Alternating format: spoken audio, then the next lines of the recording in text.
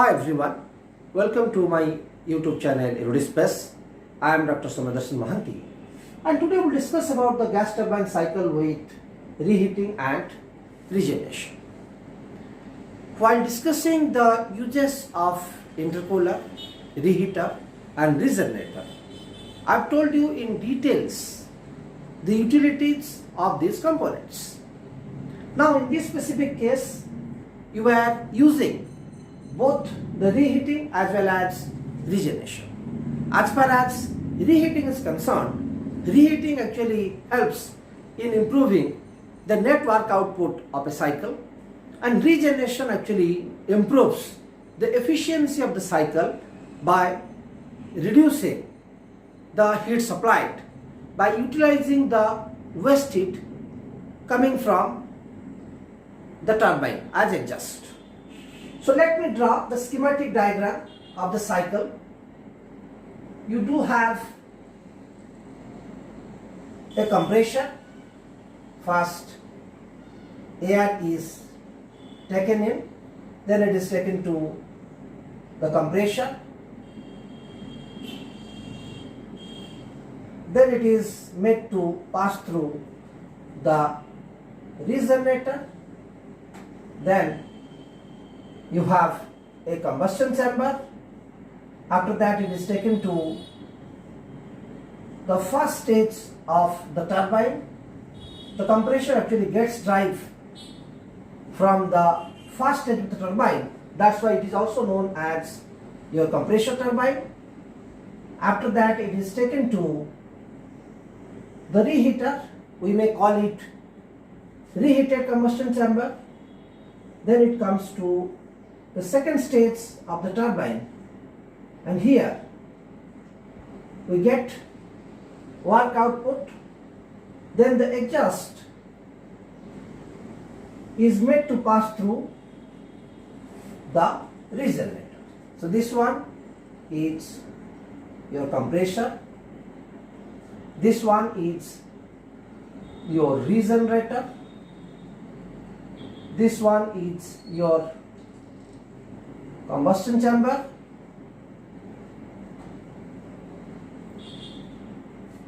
both heat and fuel are added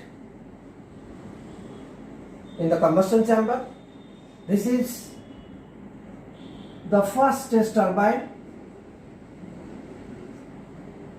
This one is your reheater or reheated combustion chamber, and this is the second stage turbine.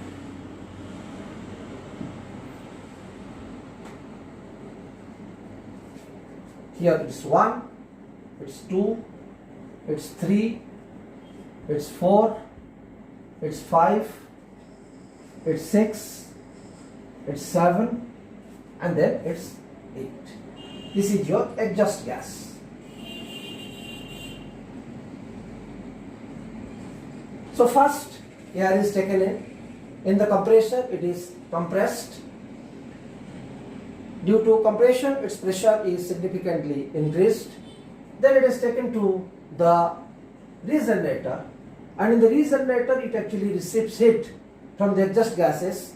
As a result, there is some rise in temperature. After that it is taken to the combustion chamber, where heat and fuel is added to the system. As a result, huge amount of thermal and pressure energy is developed. Then it is taken to the first stage of the turbine, and it undergoes expansion, develops some work output, and the work output that is developed is sufficient to meet the requirement of the compression.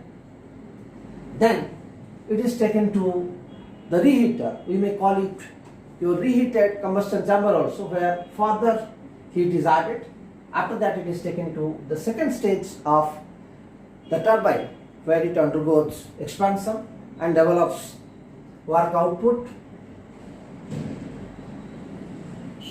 and then this exhaust gas is made to flow through the regenerator, and the flow of the exhaust gas is counter flow to the direction in which the air is entering the combustion chamber.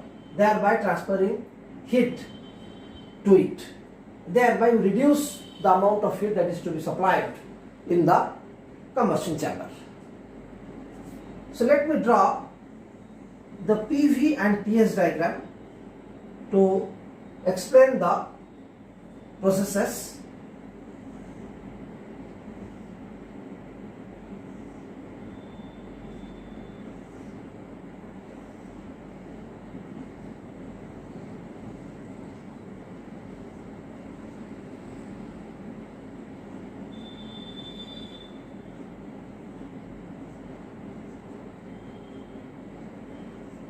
This is your PV diagram. Then you have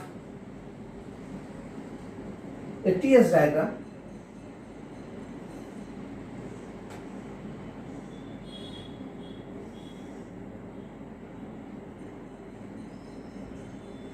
Process 1, 2, 2, 3, 3, 4, 4, 5, 5, 6, 6, 7, then 7, 8, then 8, 1. So now, first 1, 2 is the isentropic compression that is taking place in the compressor. 2, 3 is the heat that is recovered in the regenerator. 3, 4 is the actual amount of heat that is supplied in the combustion chamber. 4, 5 represents the expansion taking place in the first stage turbine or your compressor turbine. 5, 6 represents the heat addition in the regenerator. 6, 7 represents the expansion that is taking place, and then 7, 8 is actually heat transfer to the air that is coming from the compressor and entering the combustion chamber. The effectiveness is something that actually measures the proficiency of the regenerator, and effectiveness in this case is equal to T3 minus T2 divided by T7 minus T2, because effectiveness is the ratio between the actual rising temperature to the maximum possible rising temperature. The air enters the regenerator at 2 and leaves at 3, and the temperature of the exhaust gas is T7. So this is T3 minus T2, that is the actual rising temperature, to the maximum possible rising temperature, that is T7 minus T2. Now as far as the efficiency is concerned, efficiency of any cycle is the ratio between W net to the heat supplied. And here we get work output in 2 stages: first stage turbine and second stage turbine, and the work is consumed in the compression divided by the heat supplied. Now, as far as the first stage turbine is concerned, the enthalpy difference is H4 minus H5. Similarly, the enthalpy difference when it comes to second stage is H6 minus H7.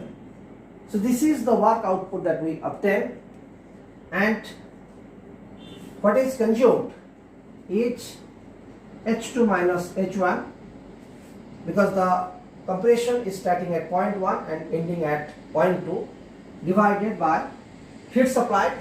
Here heat supply is taking place in process 3-4, because 2-3 is regeneration, or actually recover the waste heat from the exhaust gases. So that is the difference between the two, that is H4 minus H3. And all of us know that H is equal to Cp into T. So you can also represent the efficiency in terms of temperature parameters, where you have to simply substitute the enthalpy values with temperature. So this is T4 minus T5 plus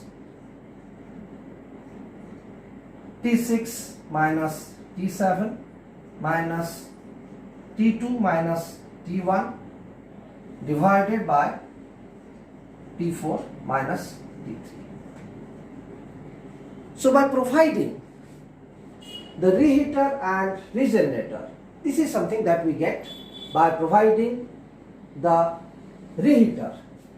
This is the gain in work output that we obtain.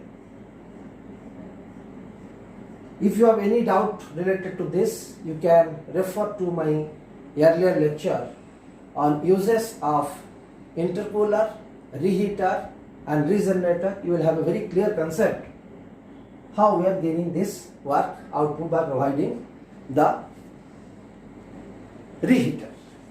And similarly, by providing the regenerator, actually we recover some amount of waste heat, and the reheating arrangement helps in increasing the work output, whereas regenerator actually helps us in improving the efficiency by reducing the heat supplied. So I sincerely believe that this lecture on gas turbine cycle with reheating and regeneration would be extremely useful for all of you. If you have any doubt related to this, please do put questions so that I will try to answer. I would request you to subscribe to my channel if you have not done so. I would further request you to share this video with your friends and relatives. Thank you for cooperating with me during the class and having the patience to watch this video. Hope to see you soon for another lecture on my YouTube channel, Erudispace. Thank you all.